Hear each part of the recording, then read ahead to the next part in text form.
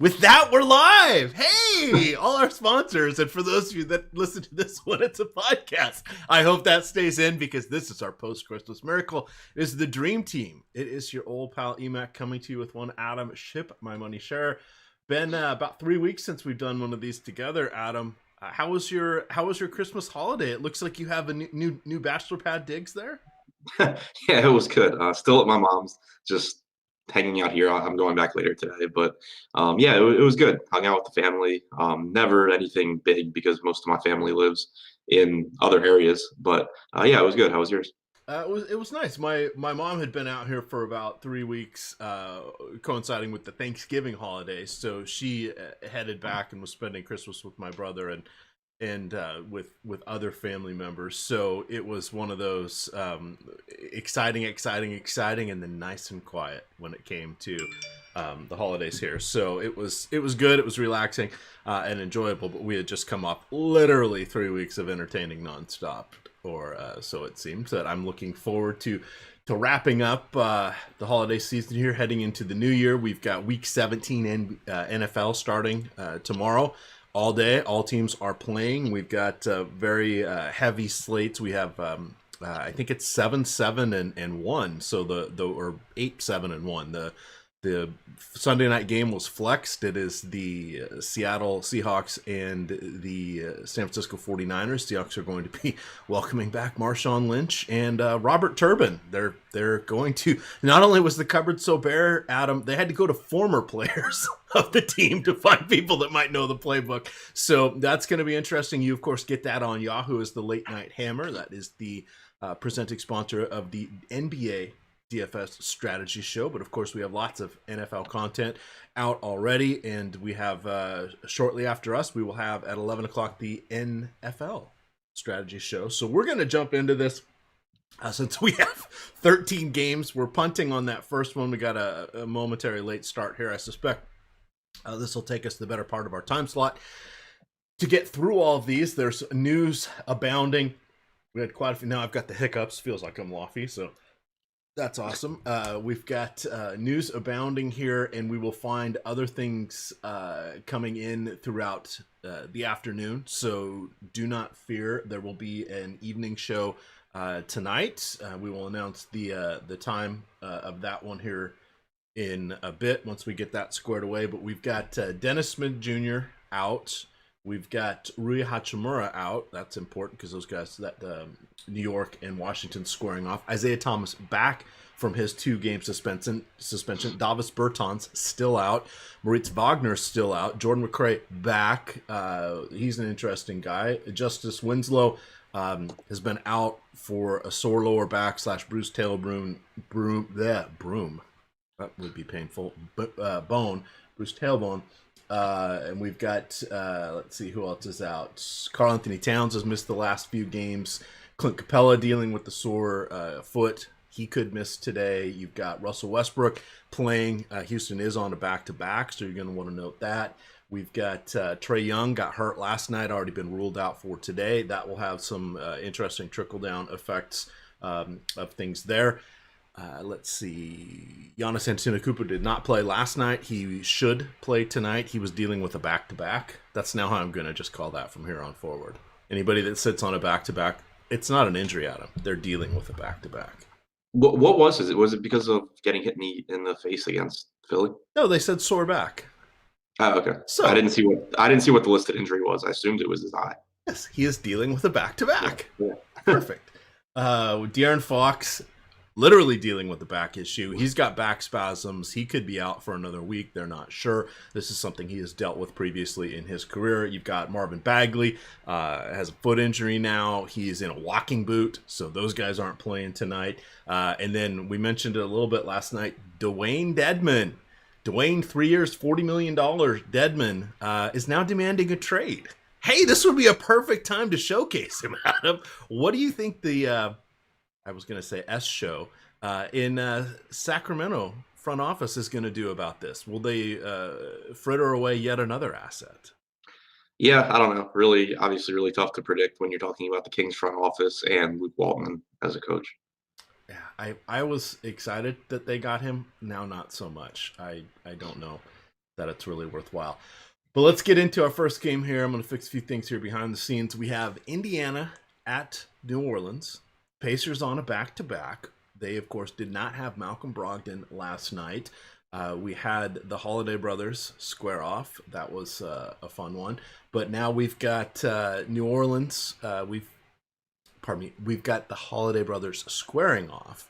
We've got New Orleans, of course, featuring Drew Holiday and Brandon Ingram. On the other side, I think this is an intriguing spot here for the front court of the Pacers because it's sort of a, poo-poo platter that they're putting out for the, I think I should come up with a Cajun food term. I'll have to think about that. Jambalaya doesn't work. Gumbo doesn't work. We'll come up with something. Praline, your choice. We've got an interesting one here. How would you like to approach this? Because I don't think we're going to have to, unless it's known value yet today, I think our operating assumption should just be there could be more value. Everybody that's questionable, let's just assume they're healthy because there's going to be so many moving parts with 26 teams in action here. Let's approach this with Brogdon being out, but everybody else good to go. Well, I assume Brogdon plays, but then let's do that. Yeah, Damn it! He went through my rules already. The floor is. He went through warm-up yesterday, so I'm assuming he plays. I think yesterday probably had more to do with it being a back-to-back and them not wanting to push it through 2 games. So I'm assuming he's in which case I think he's a good option. A really fast-paced Pelicans team, a poor Pelicans defense, reasonable price on Brogdon, sitting at $7K on DraftKings. If Brogdon's in, I think it's him and Sabonis that are the two that really stand out. If Brogdon is out, then obviously you get Aaron Holiday, you get increased usage for TJ Warren and Jeremy Lamb, and those guys become more appealing options in a good matchup against the Pels. But assuming Brogdon's in, I think it's pretty much Brogdon and Sabonis as the priorities for the Pacers. All right, and that's a fair assumption here on those. On the New Orleans side, if you were trying to find some front court value here, or safety production, I think is a better term. Is it going to be Derek Favors, who had a solid game, I guess, there on Christmas and no longer has a minutes limit, but he should not be exceeding the 28 to 30 minutes per game just because he is forever injured himself. Is he someone you would like to take against the Pacers front court that doesn't always do the best at rebounding despite who is manning it for them?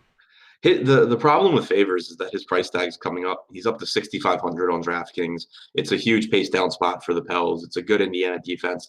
So while Favors is a greater than 1 fantasy point per minute player and should play around 30 minutes, it gets tough when you're talking about that kind of salary on Favors and it being a 13-game slate where you have so many guys to choose from. So I don't expect to be getting to a lot of Favors. All right. He's 6,000 on FanDuel. Does that move the needle at all? Probably not, because even though that's obviously a better price, everyone on FanDuel these days is like $1,000 cheaper than DraftKings, so it doesn't matter that much. Marcus Ampro says in YouTube chat, feels like I just was listening to you guys. Oh, wait, I just finished the Early Bird podcast. I was listening to you guys. Yes. And sadly, I somehow overslept. For someone that never oversleeps. Now I was up at 6:30 and futzing around and doing stuff, and I thought, I'm gonna lie back down here for a little bit and then I'll get up and write my article. 2.5 hours later, 10 minutes before we're supposed to go on air, that's when I woke up. Oops, I guess I still need to set an alarm. I've gotten a little more relaxed in these last few days, being able to work the day job from home because no one's in the office, so it just feels like I guess I'm on extended vacation here, Adam. All right. Anything that you would like to mention with regards to Ingram, Holiday, etc. here before we wrap up our first game? No, it's just a pretty unappealing spot for the Pels because Indiana is good defensively because they play so much slower. Obviously, Holiday and Ingram are capable of having good games, but that's going to be the case for a lot of guys with 26 teams playing, and it's a pretty unappealing spot. All right. Let's see what else we can find here. Toronto at Boston. Speaking of unappealing, this could be one of those places here. We have Toronto.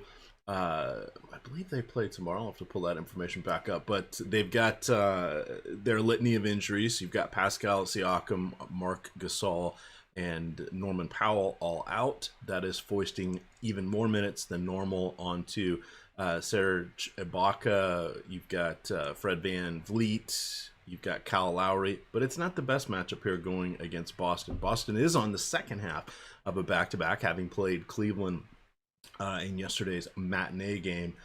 They're starting off with the Toronto side, knowing that we're going to get massive minutes and reasonable price tags for said massive minutes. Does this less than appealing matchup kind of push down your interest in some of those Toronto key players?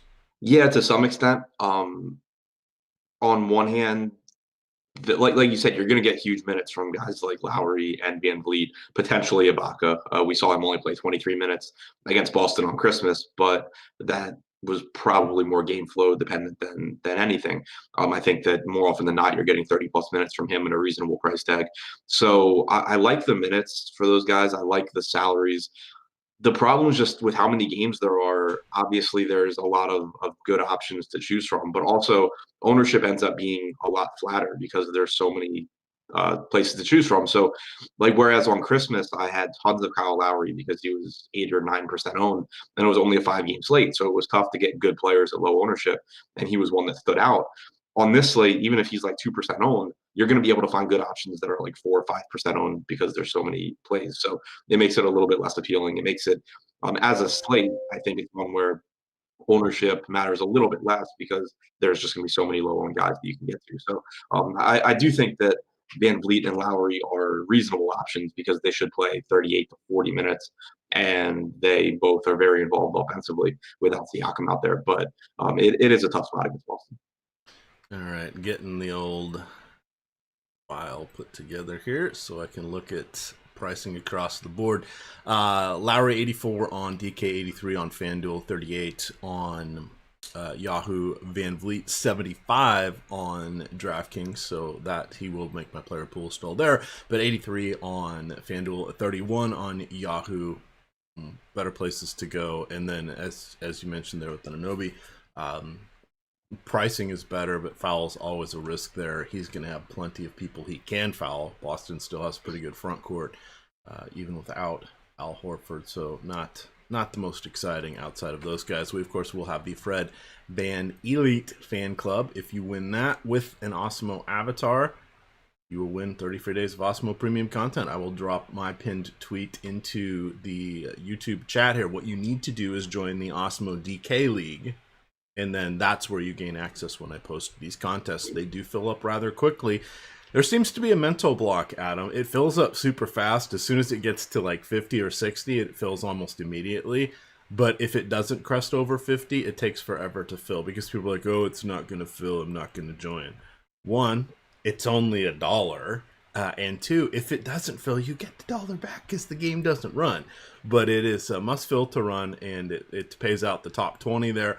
Normal DraftKings league payouts. But check that out. I'll also drop the link in where you can get your Osmo avatar. But you'll definitely want to do that.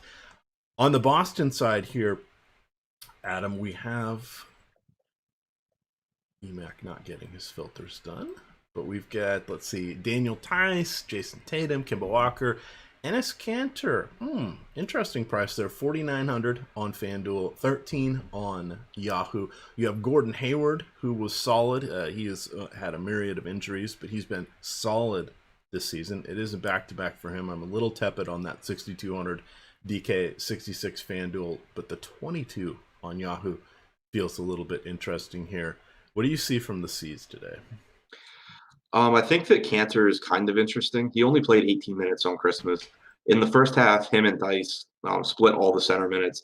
In the second half, you had a stint where Kanter subbed out and Grant Williams came in. So you had a front court with Grant Williams and Jason Tatum. So I still expect about 48 minutes from Tyson Kanter. My guess would be that it's like a 26-22 split in favor of Tice or something like that. But Kanter's always appealing because he's going to be low owned, and more than that because he's a very, very good player on a per minute basis. So if it's a game where he happens to get a few more minutes, that actually makes a big deal and can really be the difference in a slate. He's got a favorable matchup going up against Chris Boucher with the second unit. He dominated him in the game on Christmas when they were on the floor together, as you would expect. So I think Kanter's kind of interesting, but again, with there being 13 games, it's not someone that I would be getting tons of exposure to. Beyond that, you have Hayward back, so that kind of takes usage away from a lot of it takes some usage away from everyone else. I think that as far as the pricing goes, Kemba at 7,400 is fairly priced, but again, it is a tough matchup against a good Toronto defense.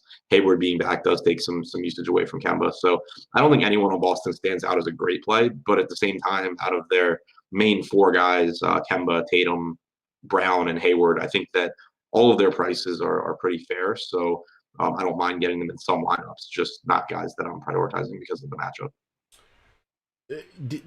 I should have asked this on the Toronto one. Did you end up with any Chris Boucher on Christmas? No, he was like 4,800 on DraftKings. Okay, and that was one where people were beating. I saw people beating themselves up, and I was like, guys, you just be happy. Just be happy. Be even keeled. It is a DFS grind. If you get into your own head, you start to make poor decisions. You need to embrace the fact that stuff will happen. It is variance, and you need to, one, try not to think that your amazing successes truly were all you and your losses are everybody else's fault. That's causes for the mood swings and can really affect your psyche and your analysis, and particularly when you are clicking on player names. So just want to take a step back and look at this more as numbers than it's more of a science than an art. Not always, but at least for your baseline look, it's definitely the scientific part here. With and speaking of Boucher, I think it is worth mentioning. So he played 27 and a half minutes against Boston. That obviously is in his range of outcomes. We saw it happen a couple of games ago too. But the important thing for me is that he still only played 2.5 minutes alongside Serge Ibaka. So don't look at this and be like, oh, because of the matchup, Toronto played like Boucher 28 minutes. He just played the final like 15 minutes of the game. Ibaka didn't come back in. The Celtics were up by like 20 points for most of that time. So you should still be projecting about 48 minutes between them, maybe a couple more minutes. So like 50 minutes between them. And unless you think Ibaka is playing 24 minutes, you really can't be giving Boucher like 26 plus again. So just don't fall into the trap of, these teams just played and he played huge minutes. All right. Now we've got a fun one. This is one that's going to provide a lot of decision points and a lot of our player pool, even though we do have 26 teams in it. We have the Washington Wizards hosting the New York Knicks. This is going to be a fun one. We saw this 2 games ago for each of these teams, but that was without Isaiah Thomas, who was serving a suspension for being a knucklehead. And now we have the Jonathan Williams is now with the Wizards. Jordan McRae is back from his hand injury. Gary Payton II is probably not going to have a bunch of steals and assists in the same game. And then your buddy AP, I don't even want to try it. It sounds so easy when Josh and Lofty say it, but oh, you've got it now? Yeah, I practiced some more while I was watching the Wizards game the other day. All right, tell that story real quick. Who were you watching the game with? Oh, a couple days ago, I was watching the game with my mom, and I just kept repeating Pasek Sneak's name every time they said it, and she was confused what was happening. I think that's a fun story. All right. Let's start off with the Wizards. What can we take from potential rotations here? Meaning, they now have a lot of viable options. Said options are all kind of about the same. Do you feel good about Bradley Beal, Isaiah Thomas, and Ish Smith? Let's start with the backcourt here. And where does Jordan McRae insert himself? Yeah, so Beal's questionable. That obviously is huge news. If he's in, then I expect the minutes to be there. He pretty clearly was playing through a calf issue against Detroit. During timeouts, he was on the sideline stretching it out. He wasn't really getting up and down the court like he normally does. So I think that there is some concern here. But if he's in, you have to assume he plays 37, 38 minutes. You have to assume that he gets up a ton of shots. Probably won't be that efficient because he's the entire offense, but still will get the opportunity. So he'll be a decent or a pretty solid play if he's in. If he's out, it opens up minutes for Jordan McRae and Gary Payton and Garrison Matthews. So if he's out, I would have more interest in McRae. a little bit more interest in Peyton. I'd be a lot more interested in Isaiah Thomas. I'd be more interested in Troy Brown. So probably one of the biggest pieces of news on the slate with Beal. Yeah, that is a good one. I was not aware of that because here's the problem. And I said this about Bruce Brown the other day. I'll say the same thing about Bradley Beal. Calf injuries are a problem for basketball players. Basketball is a lot of running, jumping. That all involves using your calf, especially if you're going to be a jump shooter. That is just one thing that makes a mess of things here. And with this kind of salary cap, I don't feel that great about Bradley Beal. I haven't felt that great about him the last few games because I just am worried about him reaching upside. I don't see him ever getting much over 60 fantasy points. The problem is as you just said, he is the offense. He is going to get volume, but he's just, the efficiency is not going to be there. Now, at least there are a few more competent shooters with Isaiah Thomas back, etc., and someone else the defense has to sort of respect. But it's just, it's a spot here where he's not the kind of player, in my opinion, that has that 70 fantasy point upside. When he's in these situations, should he get 50 most games? Absolutely. But at his price point, there are better options here, and we need to look for upside. Even if you're looking at cash games or your main lineup, Beal is the kind of guy where there's just not the upside for his point per dollar price point. So that makes it really, really tough to consider him. Some of these. I disagree with that. Okay, good. Bring in your point here, because these are the ones where this is back to the. You have to make your own decision when you come into this. You want to understand how the different things work, and you don't want to be mad. Don't let someone tell you what to do. That's how I am approaching this one.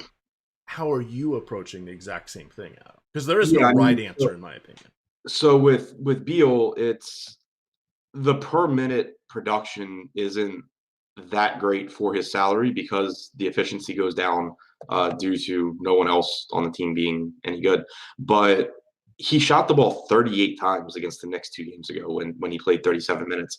The usage is through the roof. And so that the ceiling is really high if you're going to get that kind of usage. It's just that you're not going to hit it all that frequently because he's inefficient right now.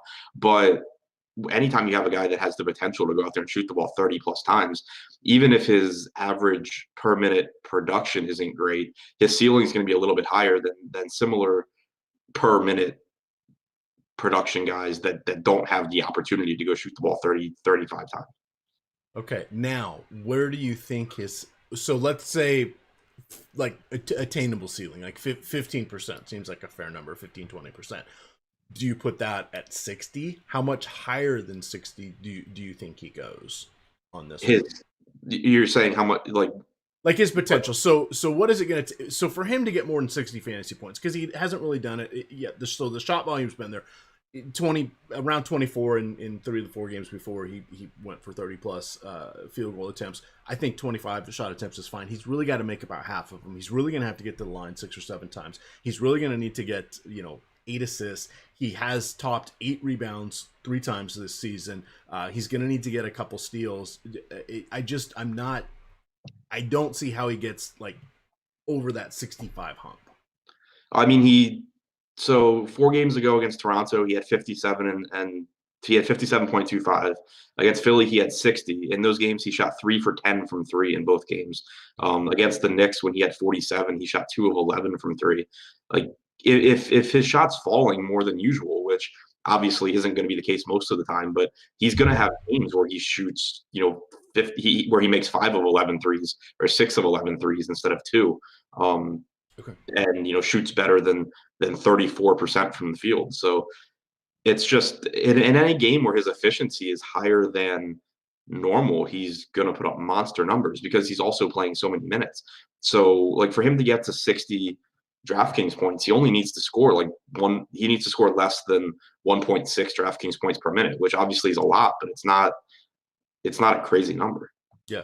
And for all these, I totally agree with where you're coming from, and obviously think you're one of the best analysts there are, not only in basketball but also in baseball. But this is one where it's funny that I'm coming down just on the other side. Now, again, this is a nice debate point here for those watching on. This is why we call this the strategy show. there is not a right or wrong answer, and where this is where it comes into your internal risk reward ratio, etc. What Adam is saying is absolutely correct. It is on the the far right of your bell curve of outcomes. What I'm saying is I don't think they get to it that often. I'm not saying Beal is a bad play, just his access to that upside is going to be tough. Adam is absolutely correct in that if he makes another 3 or 4 of those 3-pointers, there is your, depending on what your scoring is of 3 or 3.5, there is your 10 to 15 extra fantasy points. You put that on, lay that on top of a 50 or a 55 fantasy point production. Now you got him to 70. So that would be how he would have to do it. So you just want to look at it and say, okay, where do you think the likelihood of that is? Because they're not. I mean, we've all seen the most recent one was Davis Bertans, where he was just standing there sinking 35-foot shots with nobody in front of him. So many of the NBA players can do that. It's absolutely amazing. Beal's getting anything but clean shots. There are no other threats on the offense. Everybody knows he's going to be taking it, but just the degree of difficulty for him is that much better. So, you got to look at this and say, okay, do I think he gets that to set efficiency here? And for me, I'm not feeling the love. Yeah, ceiling just has more to do with opportunity than with likelihood. Completely fair. Completely fair. Because then you say, all right, Umek, well, who do you think is going to get there? Well, I'm not sure. I don't think he has a great shot at it, but I'm not pointing out the better alternatives. I'm just tempering my expectations. Right. It's something that Alex points out a lot. Like, to win a tournament, you need a lot of unusual things to happen in your lineup. And the point that I'm making with Beal is that, yeah, it's unlikely that he scores like 70 fantasy points, but if Bradley Beal doesn't have that in his range of outcomes, then who really does? Because he's shooting more than almost anyone on the slate. Yeah, absolutely. Absolutely. All right. Talk about the rest of the backcourt, front court here. Anything that stands out of note for you amongst these very similar skill level players? Sorry, I was answering a question in chat. What was your question? That's okay. What else do you like from Washington? If Beal's in, it's kind of a mess because this will be the first game where we see how Scott Brooks uses McRae and Payton and Thomas at the same time. I still think Thomas would be a reasonable option at 5,200, but there's certainly potential for Gary Payton to steal minutes like he has from guys over the last couple of games. If Beal's out, then I really like Thomas. I really like Troy Brown. I would really like I think McRae and Payton would get more minutes too. So I'm assuming Beal's in. I don't really like a ton from Washington, but if he's out, then it opens up minutes for that entire backcourt. All right, let's move on to the Knicks side of things. Talking about backcourt here, no Dennis Smith Jr. God, talk about just the star-crossed player. Personal stuff kept him out of a bunch of games. That unfortunate passing of one of his family members, then injury. He plays for the Knicks. A whole variety of things. But Elfrid Payton, price really, really, really came up here on DraftKings. He is now 6,500. That is kind of a tough ask. 56 on FanDuel, completely reasonable, and 20 on Yahoo, also solid. Julius Randle is the guy I'm turning to at 7,200 on DK, 78 on FanDuel, and 29 on Yahoo. He is going to be one of my core plays today. I like the matchup for him going against the Wizards, who play fast, have the worst rebounding percentage in the league, and don't play the best defense. So to me, Randle is the what do we say, the profit yield is not that great with this price continuing to come up. I kind of think 50 53 is his ceiling. He feels like pretty damn good to get 40 fantasy points here. His minutes have increased. This will be the 11th game without David Fizdale as the coach. We've seen him in coming into the last 2 games. The 3 prior to that were all blowouts. He lost all of his fourth quarter run. So this should not have been a shock to people seeing him increase his production in the last couple games if the games were even remotely competitive. So I like those 2 guys. Mitchell Robinson is questionable. Marcus Morris still dealing with that sore Achilles. He's coming off a decent game here. You've got RJ Barrett. You've got Bobby Portis. They kind of run into a mess here after, in my opinion, Randle and Payton How are you feeling about the Peyton price tag? They quickly got there for his new role, in my opinion. Yeah, I still think it's okay though. I mean, it's obviously not the great salary that it was last time when he was 5,300 against Brooklyn, but he's playing big minutes. Like if you go and look at the games, he played 31.8 against Brooklyn. He had played around 30 in the prior game, but he lost like 2+ minutes to foul trouble in that one. In the game before that, he was on pace for 30 plus. I think if you get a game where it actually goes down to the wire, you probably are getting around 32 minutes from Peyton, and he's always been a pretty good DFS producer. He's in a great spot against the Wizards. So I wouldn't say he's like incredibly underpriced like he was, but I still think that it's a really fair price point. All right. I don't think 6,500 for Peyton is as favorable as 7,200 for Randle, though. Okay. Okay. And then Mitchell Robinson, it's a toe injury for him. Again, mentioned Morris on the Achilles. Still fantastic matchup against the Wizards. I'm looking here. Atlanta is now the worst rebounding team for the season. The Wizards are barely behind them. Do you like anybody else here? Are we sort of rolling the dice? Yeah, I mean, Robinson should play 27, 28 minutes if he can manage to stay out of foul trouble. His price tags come up though, so it's kind of tough to get there at center, but it is, a good spot. Marcus Morris is reasonable. He should play, 33 plus minutes, assuming the game's competitive. He's second on the team behind Randle in usage. But I would say Randle's the number one priority for me. Then, kind of mixing and matching guys like Morris and Peyton. All right. Let's see here. Oh, chat having a spirited discussion about the information provided on the show from a perspective of the people making 1 to 10 lineups or 150. That is a very valid point. A lot of us here do make a lot of the lineups, but in general, we'll start to call out that particular information when it really would drive our behaviors. Most of the players that we're going to talk about in great depth or detail are going to be the guys that are the core plays here, and those are viable amongst anybody, whether you're building 2 or 3 lineups or if you're building 100 plus. So don't worry about that. The fringe guys, yeah, that's where it comes into decision points, etc.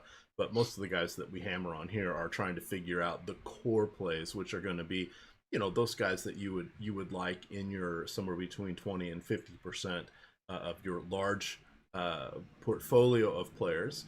On the other hand, those core plays would probably be in 2/3 of your lineups if you're only building 5 or less.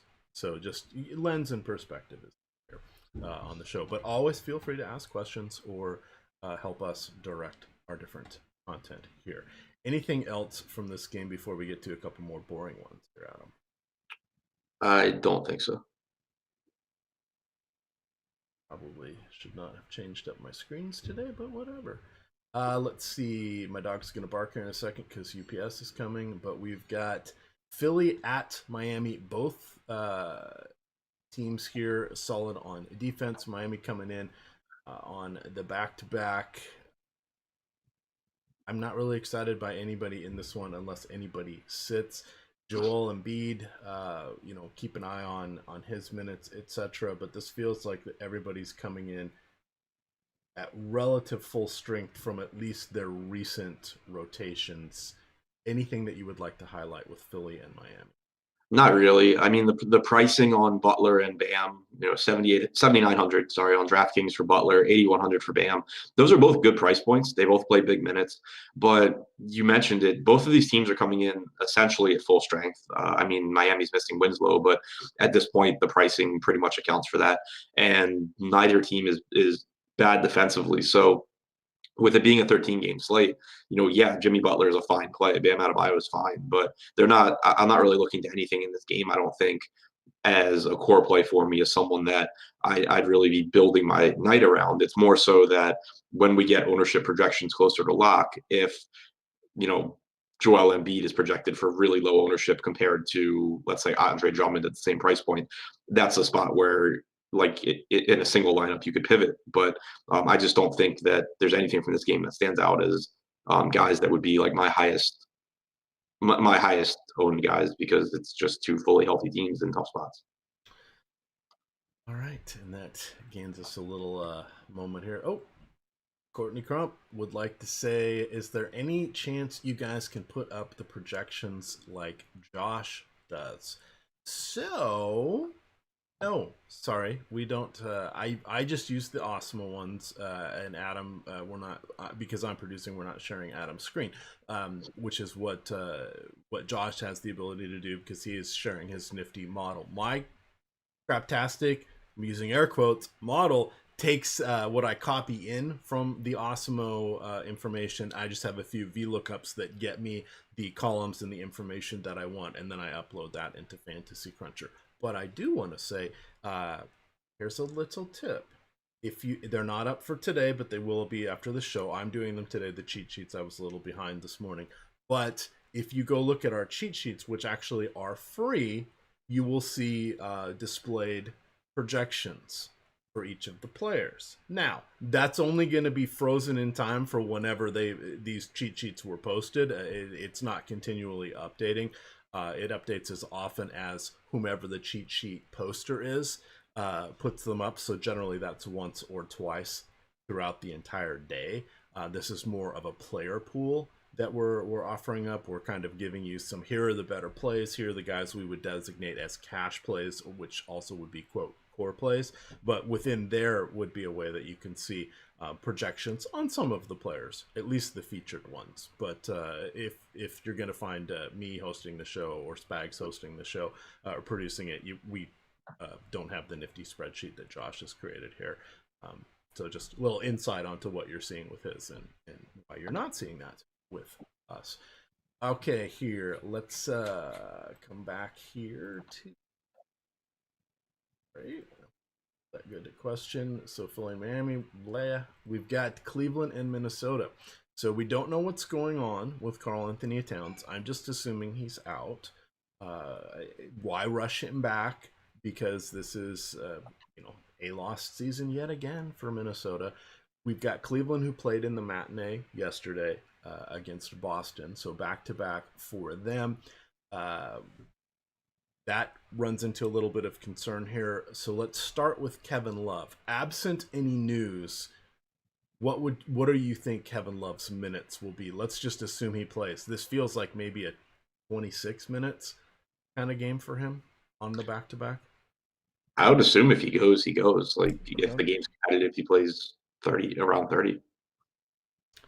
Does he make your plans at 7,700 on DK? Probably not.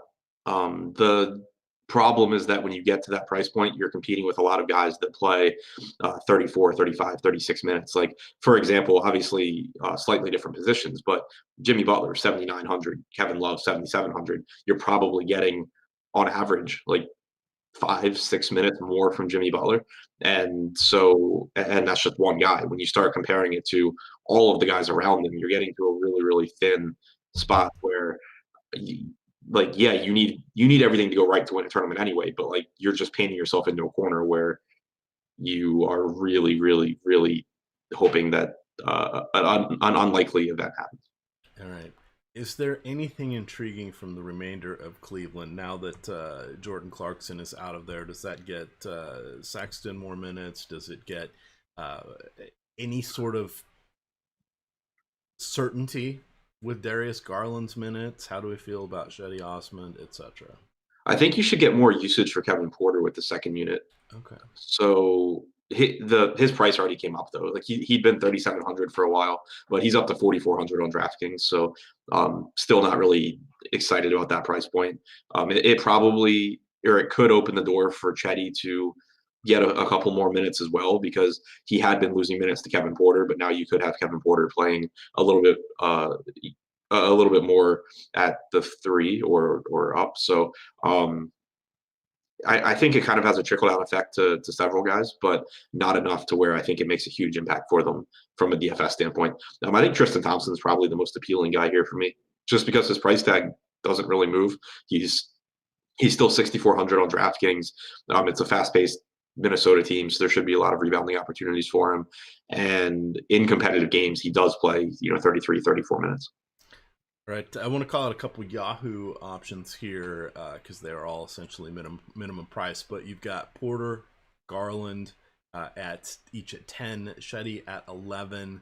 I don't really want to do Larry Nance at 10 there, but amongst those guys at 10 or 11, how much of a player pool do you think they would make for you? Is that like a 20% player? If you're building, let's say you're building 5 lineups, do those guys start to come in as your discount dandies? Probably not, because there's always so many guys at $10 or $11 on Yahoo that I obviously haven't built lineups yet, so I don't know, but I would assume that I find better options. Okay, and that's fair. 26 teams in the player pool tonight.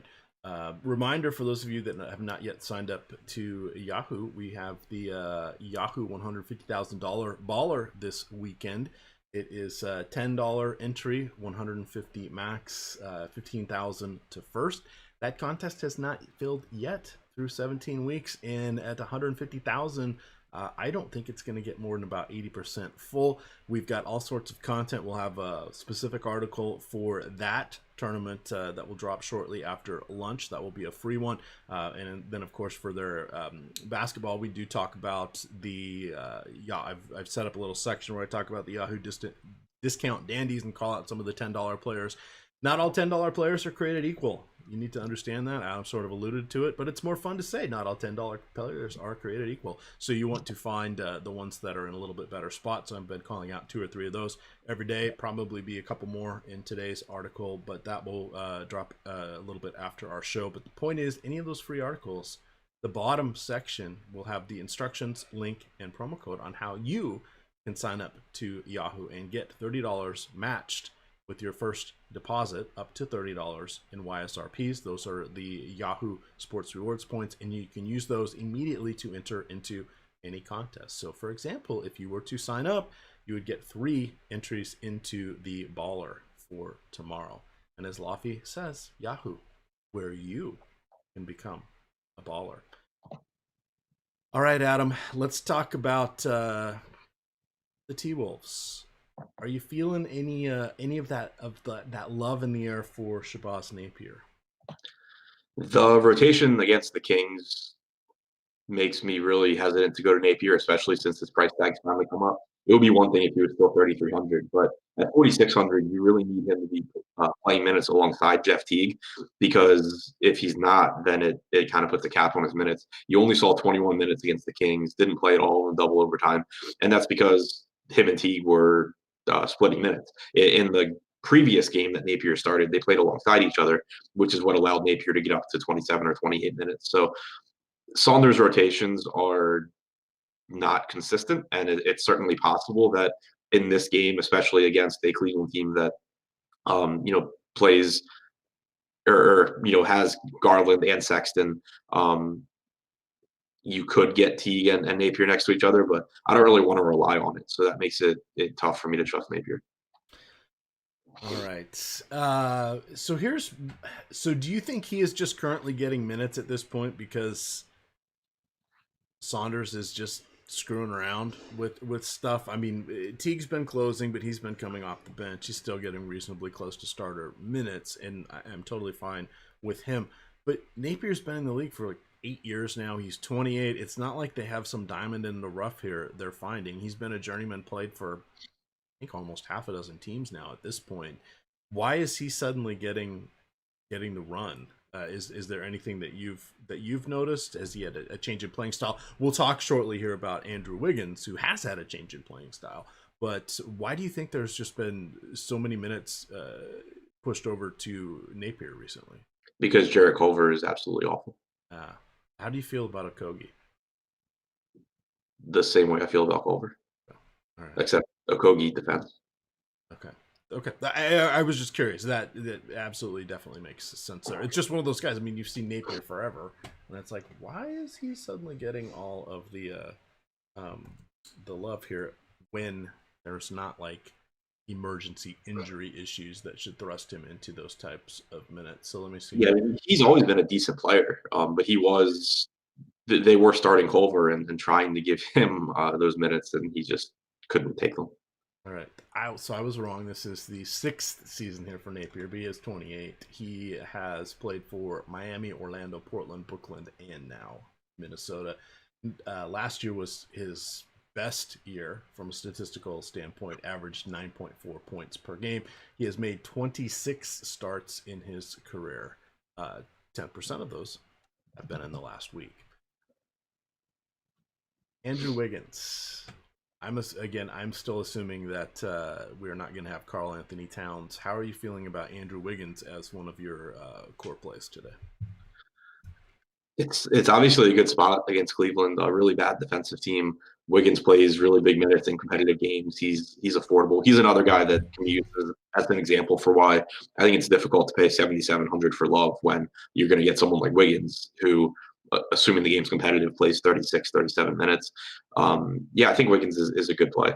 It's a good matchup. He's very involved offensively. Obviously, if Towns is out, that is more usage for Wiggins as well.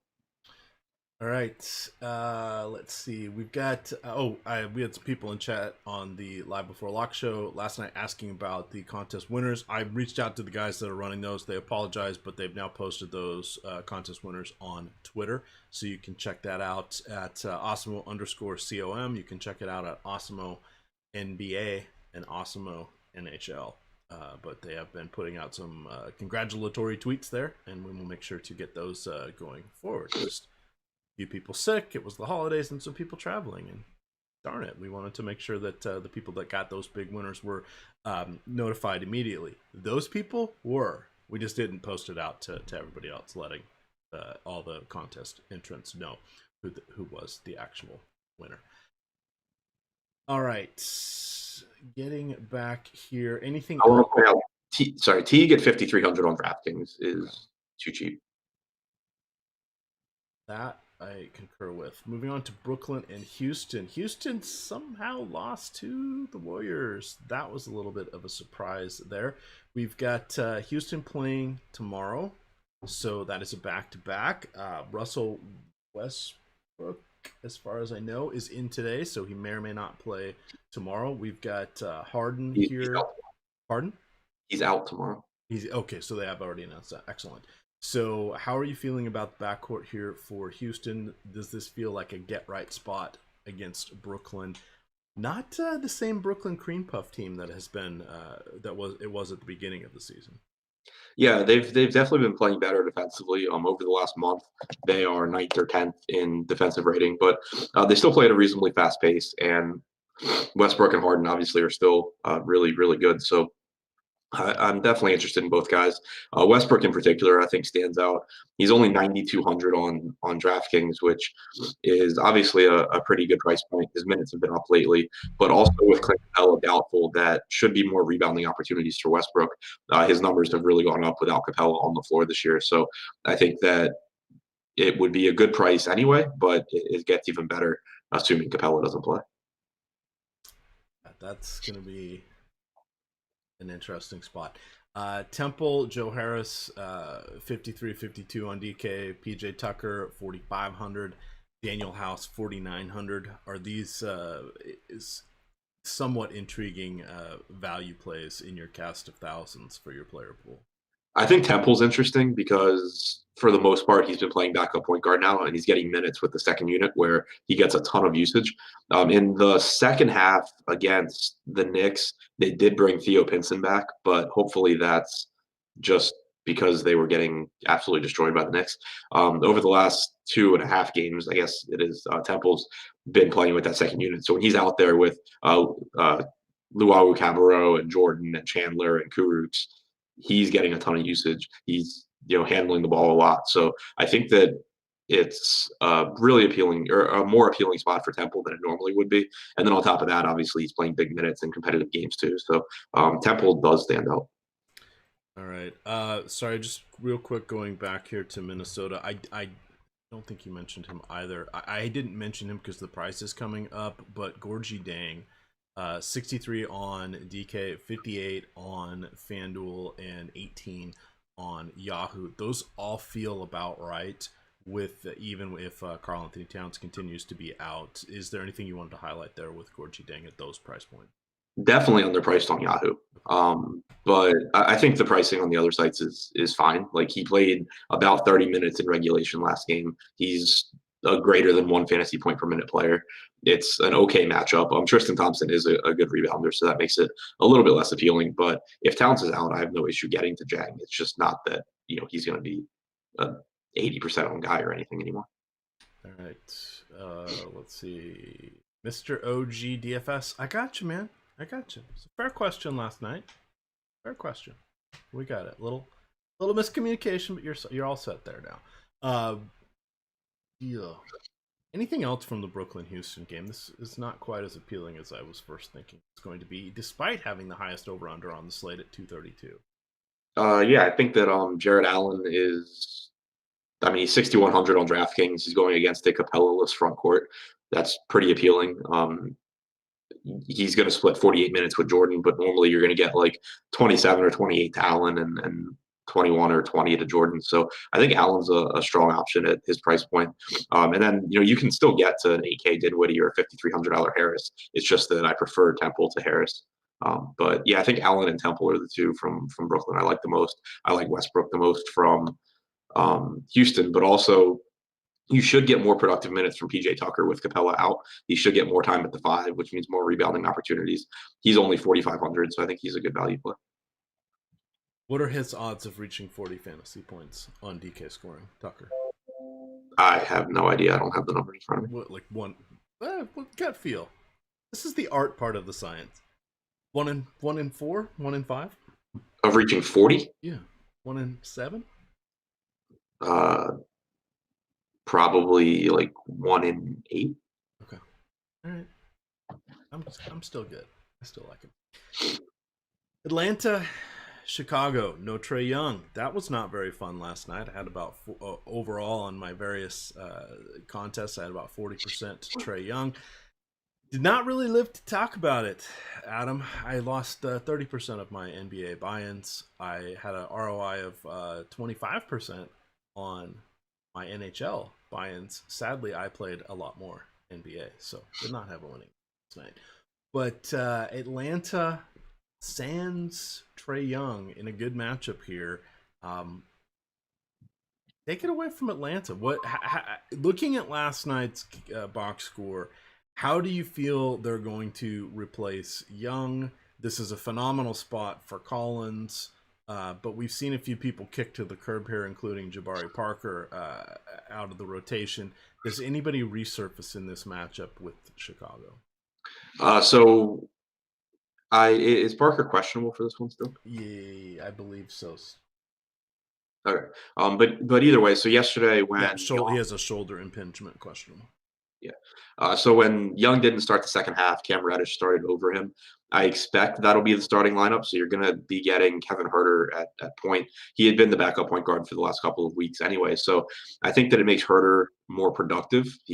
Obviously make everyone more productive when you don't have 35% usage going to Trae Young. But Huerter should get more ball handling responsibilities with that starting unit, which is nice. With the second unit, I think you'll get more ball handling for DeAndre Bembry. Lloyd Pierce also said that Brandon Goodwin would get run. He played a lot yesterday. He played 14 minutes in the second half. Granted, some of that was garbage time, but he got more minutes. Allen Crabbe got more minutes. I think the primary beneficiaries, though, are that Reddish gets more minutes because he joins the starting lineup. Bembry is more productive because he handles the ball more with the second unit, though it's worth pointing out he only played 6 minutes in the second half last game. So his minutes still potentially risky. Huerter, I think, gets a bump as well due to his assist numbers. All right, and this is a wild one considering Chicago's favored nearly by double digits at home. That is something I did not expect to see. From the Bulls, we know that Lauri Markkanen's been dealing with an illness. Let's see. Same thing with Cristiano Felicio. It's an afterthought there. Chandler Hutchinson, whatevs. Really not going to move the needle. But Wendell Carter Jr., Zach LaVine, anybody else stand out? Because this is a nice spot for those guys against an Atlanta squad who we just learned is the worst rebounding team. Yeah, I think the price on Wendell Carter Jr. is really favorable. He's 6K on DraftKings, so that really stands out. Obviously, Zach LaVine is playing big minutes. He's shooting a lot. He's a good option. And then Markkanen, questionable. If he's in, I think Markkanen's a solid play just because the matchup is so good against Atlanta. But if he's out, you're going to get a really good value play in Thaddeus Young. All right. God, we still have 6 more to go. But reminder, if you're trying to look at our screenshot to get those projections, which are going to change throughout the day, or even if you look at the cheat sheets like I mentioned, there's an easier way to do that. If you use the promo code NBA Strategy, you get half off any 1-week package here at Osmo.com. You want to think of it like this. I hear too many people, I do my own research. Well, you know what? I do my own research and I produce a lot of content, but I still use other sources to do some of the heavy lifting for me, including NBA projections. So this is definitely something that is worth your while. And if you look at it from, is it worth it? Would I pay somebody $3 today to do NBA projections for me? You bet your ass I would. All right, well, that's $90 a month. That's not the NBA subscription. So you're better off having someone do the heavy lifting for you. Plus, then you got to have somebody update them. Yeah, this is what you want to use the service for. It saves you time, allows you to make the more important decisions about who is going to be in your lineup and what food delivery source are you going to use that evening when you decide not to get off your couch. This is what Adam has to do from time to time. Are you a Grubhub person? I don't know the names of any of the other. Oh, Uber Eats. That's the other one, right? It depends what restaurant I'm ordering from. Okay. All right. What is the closest restaurant to you in downtown Baltimore where you live? How far? How many steps do you have to take? I have to go. I live on the 4th floor. I have to walk down out the front door and then 2 doors over. All right. There we go. That sounds like fun. I don't have that luxury. I have to get in the car because we live out in the suburbs.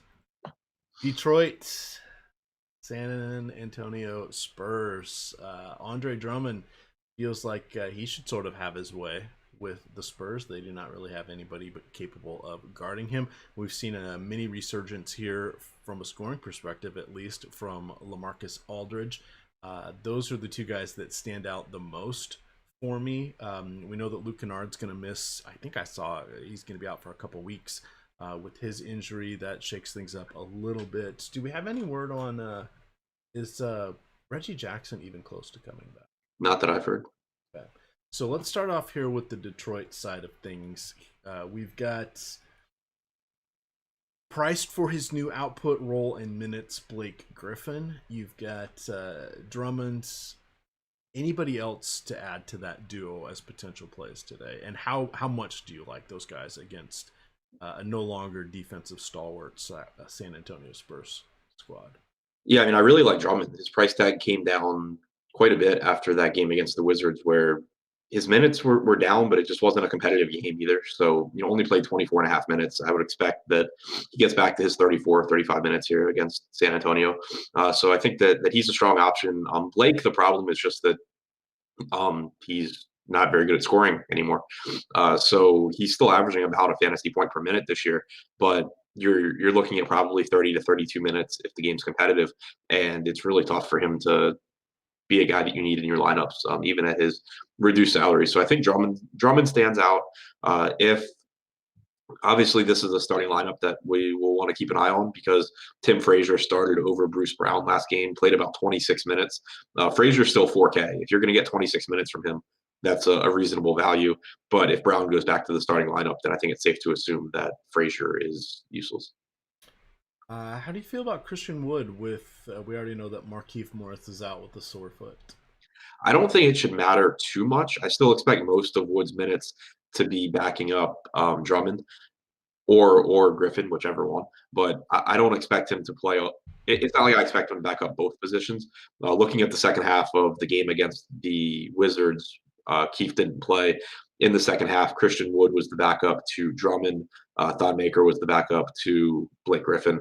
I think that there's a good chance that Maker's the backup to Drummond today and Wood's the backup to Griffin. So you get like 18 minutes from Wood. But I don't expect it to be like 24 minutes or anything like that. All right. Is there enough pace and matchup here to go to Derrick Rose at 62 on DK, 6,000 on FanDuel, and 21 on Yahoo? I don't expect to really get there. It's just it's obviously nowhere near as appealing a matchup as it was against the Wizards. With there being 26 teams going and him being at that price point, there's going to be a lot of guys around him that are expected to play 8, 9, 10 more minutes. So it's not really that appealing. All right, and then just wrapping up the rest of the Pistons, Svi, you got Bruce Brown, who seems to be working through his calf injury just fine. Anybody else in that cast of thousands range? I don't think so. Okay, speaking of casts of thousands, what the hell are we doing with the San Antonio backcourt here? Everybody kind of healthy, everybody kind of playing the same minutes. Any one of them capable between Murray, Derek White, Forbes, Mills. God, we've seen Bellinelli and Lonnie Walker sightings from time to time here. It just feels like a mess to me outside of, I can't even say Rudy Gay at this point. I guess outside of Aldridge and maybe, depending on how you feel about DeMar DeRozan continuing to score and distribute the ball at his recent rates. Is there anybody that you want to talk about here from the Spurs? Yeah, I think that Aldridge and DeRozan are the two that stand out. Aldridge was in some foul trouble last game, so he only finished at 30 and a half minutes. But normally in competitive games, you're going to get around 34 minutes from Aldridge. You'll get around 34 minutes from DeRozan, and they're both just underpriced. Obviously DeRozan hasn't been great this year. Playing alongside DeJounte Murray does take some assist opportunities away from DeRozan, but he's just really cheap. Detroit's not good defensively. So those two stand out. Murray is still tough for me to get through because he's still splitting 48 minutes with Derek White. So more often than not, you're going to get around 28 minutes from Murray. Looking at their last game against the Mavs, he did play a few minutes alongside White, which is a good development. The only real way for DeJounte Murray to ever get to a point where we can confidently project like 30 plus minutes would be if he's consistently playing alongside Derek White. So that was good to see at least. Rudy Gay had a resurgent game, played 26 minutes, but his minutes have been all over the place. So the only two guys I really trust from San Antonio are DeRozan and Aldridge. The minutes should be there. It's a favorable matchup. Beyond that, you can take shots to guys like Murray and Rudy Gay and hope the minutes are there. But I think that DeRozan and Aldridge are the two I trust. All right, let's see. Lee Klein asking, is the promo code NBA Strategy not working for you? Yes, NBA Strategy, all one word, should work. It is the weekly packages, not the monthly ones, and it's not Fantasy Cruncher, not in that add-on. That's a different pricing here, but those should work for you. If that doesn't work, you can use the promo code EarlyBird, all one word. I know that one works. For sure, but just make sure you're checking a week-long package there. All right, let's see here. Sorry, Orlando, Milwaukee, both teams on back-to-backs here. We've got should see Giannis Antetokounmpo play. The guy that stands out the most for me is currently Nikolai Vucevic, 78 on DK, 79 on FanDuel. Like those prices, kind of meh at 36 on Yahoo. I thought I was going to play more Evan Fournier last night. Did not get to any. I'm okay with him in this matchup here at this price point, but there are a lot of other options here. He's not a guy I would exclude. I'm not going to try to get over the field on him. But that's really all I'm interested in from the Magic. How do you feel about anybody outside of Vooch today? Or is Vooch in your player pool, and how do you feel about anybody else? Yeah, I think Vooch is fine. The salary is still cheap on him. Obviously, second game of a back-to-back, but his price should just be a little bit higher than it is. Fournier, it's a decent spot. Milwaukee, obviously a good team defensively, but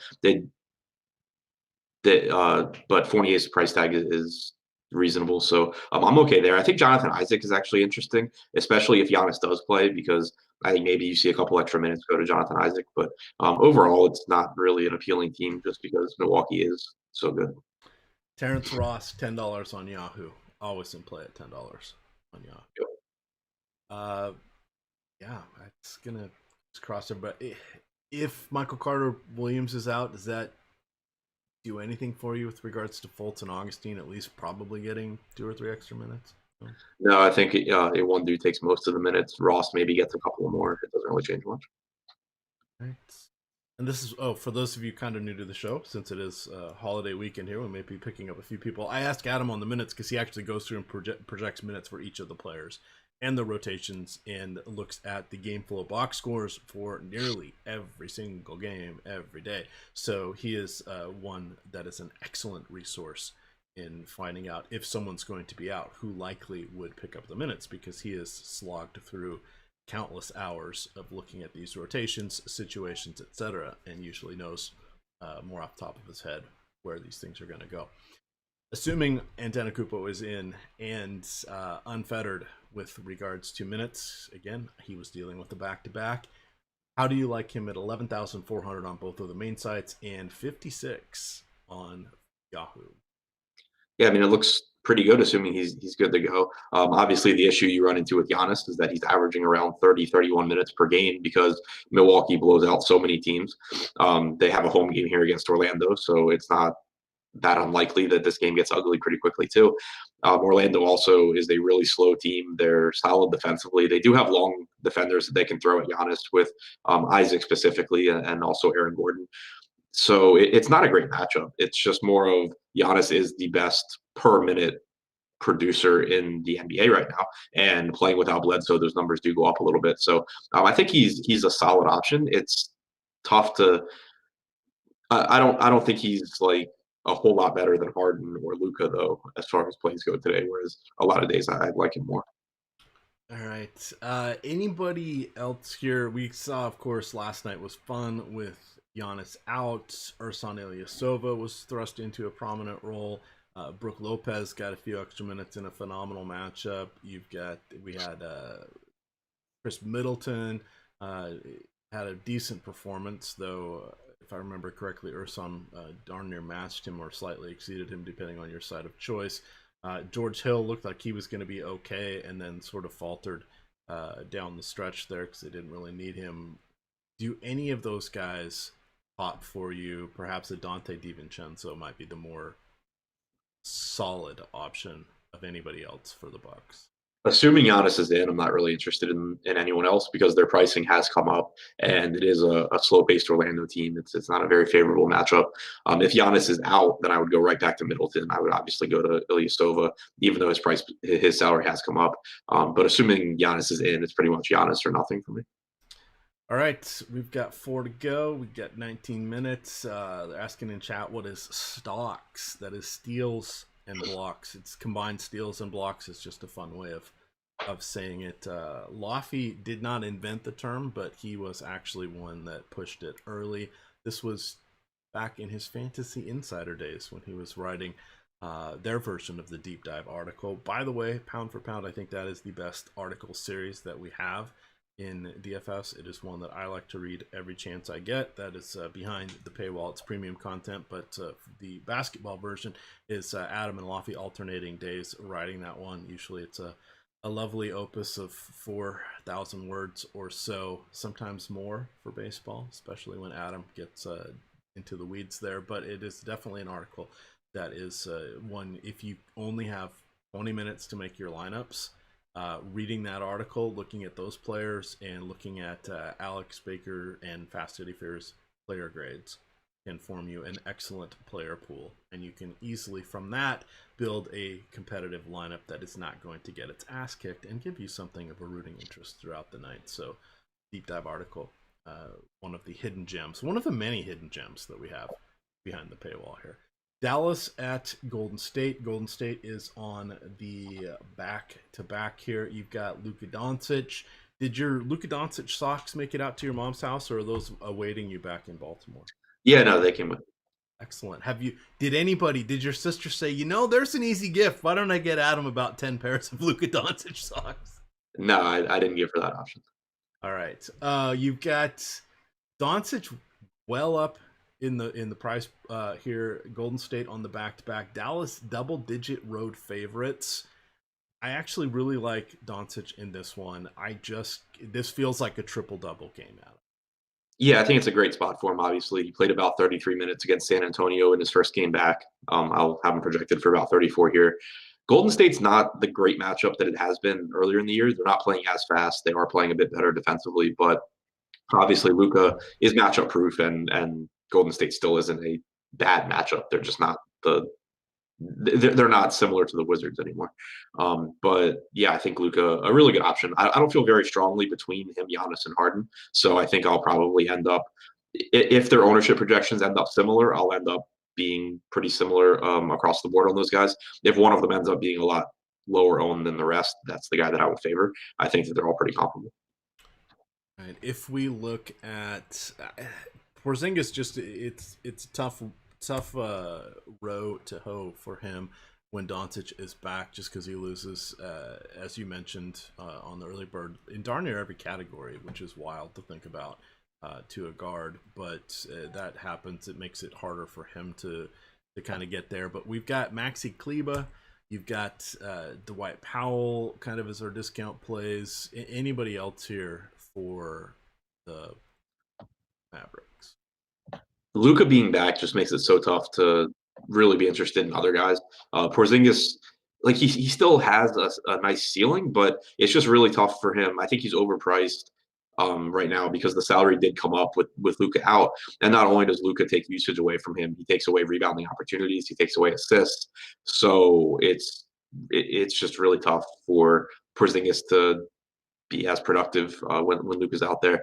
Hardaway, kind of the same thing. Dwight Powell's salary's up, so it's kind of like the same thing I was saying with Milwaukee. I like Luka, I like Giannis, but outside of that, I don't really like a whole lot from their respective teams. All right, let's hit Golden State real quick here. It is a back-to-back for them. Who knows what's going to happen with Draymond Green, because this is a more marquee matchup, so perhaps he will, I don't know, want to play closer to 30 minutes. But I do like, even though his price is coming up, Damian Lee continues to do well in the starting role. He is, of course, on that two-way contract. You mentioned last night Kai Bowman also on similarly on that two-way contract deal. So kind of how that works is teams have, shoot, I forget now if it's 45 or 50 days. But basically, that's as many days as they can be up with the big club, not just game days, but like actual days. So you'll see them send guys back and forth here and there. I know they sent a couple of them down during, or not Lee, but I think they sent Bowman down during Christmas so that they knew he wasn't going to play. So they were trying to save a few days. Then they have to decide if they want to convert their contract to the NBA contract, or if they essentially want to release them and then any other team can sign them. So it's kind of an interesting way that the teams are using the G League, the developmental league, to kind of as more of a minor league system here, in that the better players have a chance at least to get signed by some team. So we'll have to see what happens with them. I just point that out because as they get closer and closer here, I think they've both spent at least 20 or 30 days now with the big club. They're going to have to make some decisions. So these could be guys that they're all of a sudden we may not see Damian Lee for 3 games because they're trying to figure out what the hell they want to do with him, because they're going to have, with all their guys that are hurt, et cetera, they're going to have to make some roster decisions and get rid of somebody else or release somebody else. So it's a little bit tougher for Golden State just because of the way things are working out. All that long story being said, I like Damian Lee tonight. I'm okay with Willie Cauley-Stein. D'Angelo Russell had a fine game last night, played about 35 minutes, so I feel he should not see too much of a minutes decrease tonight. I think he's a reasonable option here. What do you like from the Dubs? Russell and Green. Lee where he's cheap. Like he's still, I think, reasonably priced on Yahoo. On DraftKings, he's come up to 6,100. Where yeah, he can still have good games at that price point, but you're probably just better off going to a Draymond Green, going to D'Angelo Russell, who played 35 minutes last night, who has a 30+% usage rate and assist percentage since coming back from his injury at the beginning of December. So Russell would be the priority here. His salary really should be higher. Draymond is fine. Cauley-Stein's price finally came up. Alec Burks' minutes have been down the last couple of games. Pricing on Golden State in general, I think, is tighter today than it had been, with the exception of Russell and to a lesser extent Green. All right, 3 to go, 12 minutes. Phoenix, Sacramento. This one is going to be an interesting one. De'Aaron Fox out again. Marvin Bagley out again. We should see additional minutes for Bielitsa. We've got Richaun Holmes in a Remember Me game. And by the way, Richaun Holmes turning out to be a fantastic player in this particular iteration of Luke Walton's lineup. So I like him regardless. That's a good matchup for him. On the other side, I don't mind going back to Aaron Baines. His minutes are up again. This is a back-to-back, but he has had his 2 different injuries. They're now behind him, so I think he's adequate. Baines would probably be more of a later slate option for me. I think Rashawn Holmes is definitely in my plans on the full slate. Start off with the Kings here with the missing 2 key guys. How are you feeling about them? Does this launch Buddy Hield back into prominence for you? I think that there's a chance Buddy Hield ends up being higher owned than he should be because people will forget that he just played like the entire season without De'Aaron Fox, and it doesn't really change his production all that much. But even if Fox were in, he would be a good option at 6,200 against a fast Phoenix team that doesn't play defense. So I do think he's a good play. I just think that there's a chance he gets a little bit overprojected here. But beyond him, I also think Holmes is a good option. He should play, a bunch of minutes here in a favorable spot against Phoenix. I think Bogdan Bogdanovic should get a bunch of minutes and be very involved offensively. I think that Bielitsa most likely ends up being a good play. The risk is what you kind of mentioned at the beginning of the show, that potentially they could showcase Dedmon and use him as the backup center. But prior to Bagley's return, Bielitsa was starting at the 4 and then getting backup center minutes, which were really productive for him. So if we assume that that's going to be the case, it makes him a strong option. Corey Joseph will play minutes. That's really all that I can say about him, but he is cheap. I assume better value will open, but he's a reasonable point per dollar option. I would say Sacramento, I think, is like my favorite team on the entire slate. Right. Oh, interesting. For those guys, or would you go a little bit deeper? What? I know you said your most interesting team. Would you go any deeper than the ones you just mentioned, or is it kind of consolidated in the or so plays? No, I mean, there's like 5 or 6 options on Sacramento. Yeah. On the other side here, we've got back-to-back, of course, for Phoenix. Their guards seemingly cannibalize each other. Kelly Oubre Jr., foul trouble, of all things. Kind of had him on the bench in the first half. Would he get like 2 fouls in the first 2 minutes or something and then just rode the pine? Is that ultimately what ended up happening? I was sleeping, but yeah, 2 fouls in the first 1 minute and 19 seconds. He played about he picked up a 3rd foul at the start of the second quarter. Looks like he played about 6 minutes in the first half. Yeah, not good times. Hey, that should help his groin injury be a little more rested for tonight. I think we can definitely go back to him. He's someone that just not really seeing the upside for, but he's logging solid minutes and he's getting about a fantasy point per minute. So I'm okay with him. I'm okay with Rubio. I'm okay with Booker in these matchups. Adequate with Baines. If DeAndre Ayton is able to return from his sprained ankle, I'm not as interested in Baines. Assuming Ayton is out, how do you rank the Spurs? Pardon me, the Suns. So I think that Booker is still a pretty good option. His salary jumped back to where it should be on DraftKings after being 6,900 yesterday. One thing that was interesting from the Suns rotation, though, was that it wasn't like a perfect stagger between him and Rubio, but for the most part, if Rubio wasn't on the floor, Booker was. That's different than what they had been doing recently, and it does make a big difference for him because he's less than a 1 fantasy point per player this year when he plays alongside Rubio. So getting him more minutes without Rubio on the floor is good for his fantasy production, and hopefully that continues going forward. But that's an interesting takeaway from that game. Baines played another 28 minutes. He's fine if Ayton is out. If Ayton's in, then obviously not interested there. Rubio is fine. Only played 30 minutes yesterday, but normally you're going to get 33, 34. Oubre should play 36, assuming he's not in foul trouble. So I think that I'm not as interested in Phoenix as I am in the Sacramento side because it's a really slow Sacramento team compared to a really fast Phoenix team. And Phoenix at this point is priced pretty much appropriately for the injuries they're dealing with, whereas Sacramento is not priced for Bagley and Fox to be out. But I think that Booker, Rubio, Oubre, Baines are all solid options. All right, I'm going to drop the link here into the chat, but we have another one of our 8 crazy nights giveaways here. This is day 5. Today's contest is to guess which player has the most points on tonight's NBA slate. I'm going to drop that into chat here, and I think that's the right one. probably double check that. But you will have the prize for tonight's contest is one-on-one coaching session with Alex Osimo Baker, the boss man himself. So definitely check that one out. It is which player scores the most fantasy points on tonight's NBA slate. The instructions are you must retweet, like, and reply to the tweet that I just dropped into chat. It is, of course, the Osimo _ com pinned tweet if you want to get to that. If you're listening to us while you're driving or doing some errands, etc., you can get to that later today, but definitely check that one out. Continuing along here, Adam, we have the 2 to go. We've got the Lakers at Portland. It sounds like LeBron should be okay as far as we know with his groin. Have you read any updates from Christmas? No. All right, so let's assume he is playing. And I'm going to search real quick. What do you like from the Lakers? I like the 10K price tag for LeBron, assuming he's in. Our update is listed as questionable for Saturday. A report says, this is courtesy of Roto-World. A report earlier today said he's expected to play. This is likely just a precaution. So he should be good to go. This is the front end of a back-to-back.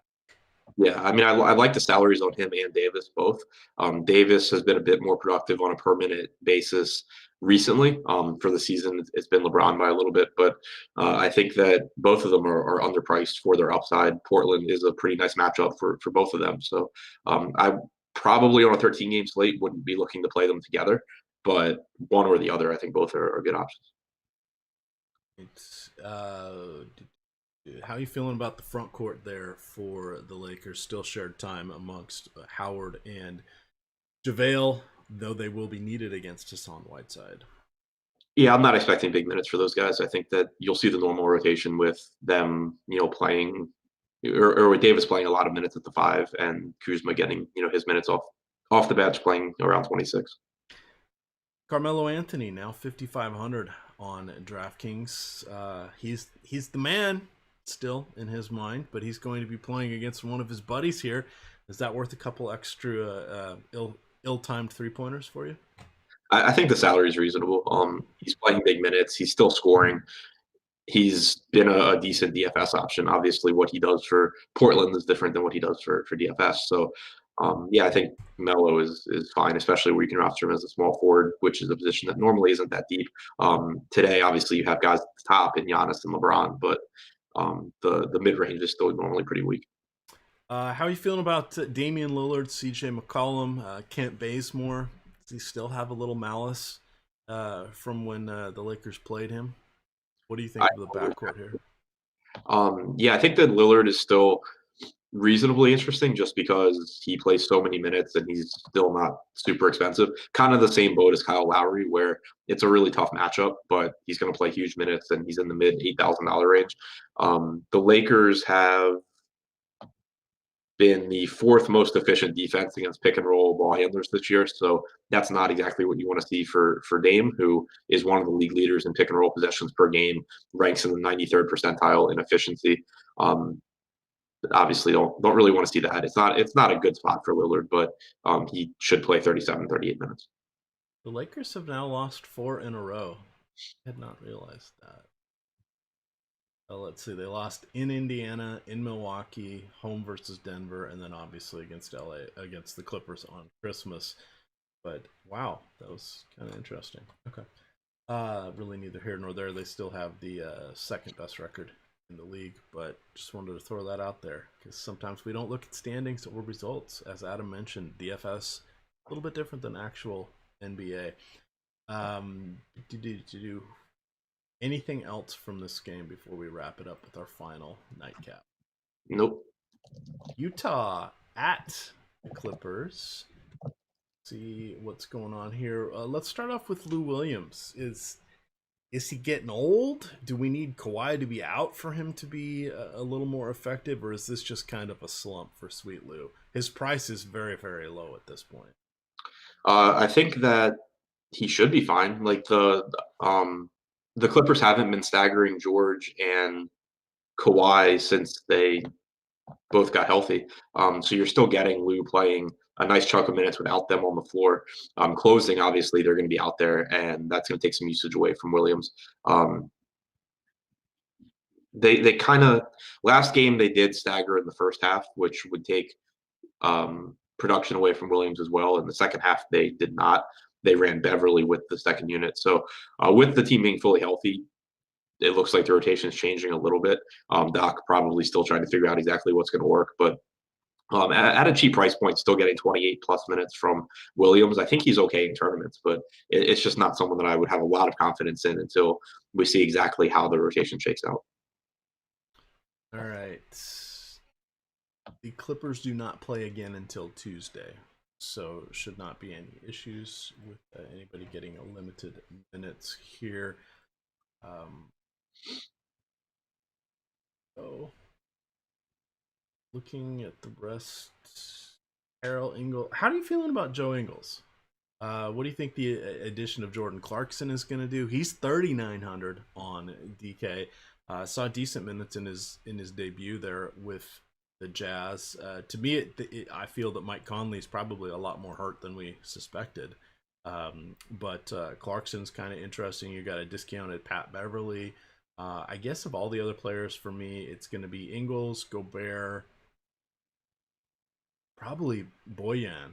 I did not mention Donovan Mitchell here. I'm not feeling good about Mitchell in this matchup. Too many guys that can defend him. Yeah, I think it's a spot where he's probably inefficient. Should get up, still get up a lot of shots and play a lot of minutes, but I think there's probably better spots to get to it at his price point. That's kind of how I feel about Utah overall. Like Ingles is still fine; he's playing big minutes. Same goes for Bogdanovich, but it is a really good defensive team in the Clippers. They have good defenders everywhere. I think that Clarkson is interesting. He's only 3,900 on DraftKings. Played about 21 minutes in his first game. I think that you could see him start getting like 24 minutes a night. He's playing with the second unit. The Jazz did stagger Mitchell still. I was kind of hoping they would stop doing that you would get Clarkson running the second unit, but he's still out there with Mitchell and with Moutier for some of the minutes. So you're not going to see as high usage as you could, but he obviously is still the kind of guy that is a strong scorer and could go nuts in 24 minutes at 3,900.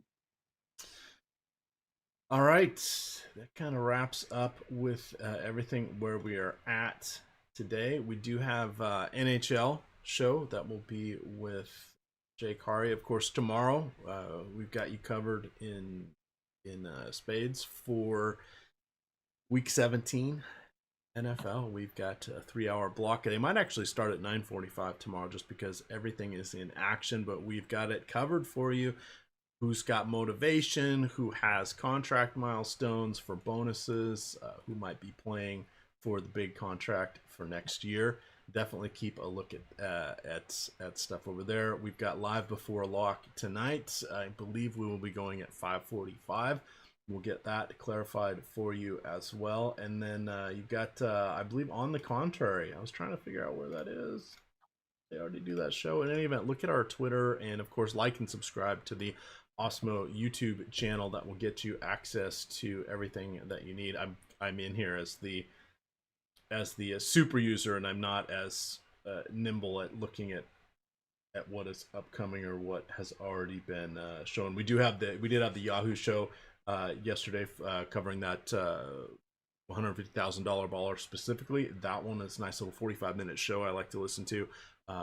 We'll have the Yahoo NFL article up here in about an hour and a half, so you can check that out. That's going to be free. And we've got, of course, the Cash Game Building Blocks article, which will be out shortly as well. Adam, final thoughts that you would like to mention before you go heads down and write a 26-team deep dive? No, deep dive should be up this afternoon at some point, hopefully. All right. With that, gamers, definitely check everything out here that we have. Again, if you use the promo code NBA Strategy, all one word, you'll get 50% off any 1 week Osmo package. Check it out. There's a lot to see behind the paywall. And, of course, you can win tonight's contest. Go over to the Osmo Twitter, at Osmo_COM. Follow Adam, who now has more Twitter followers than me, at Ship My Money DFS. I am at EMAC DFS.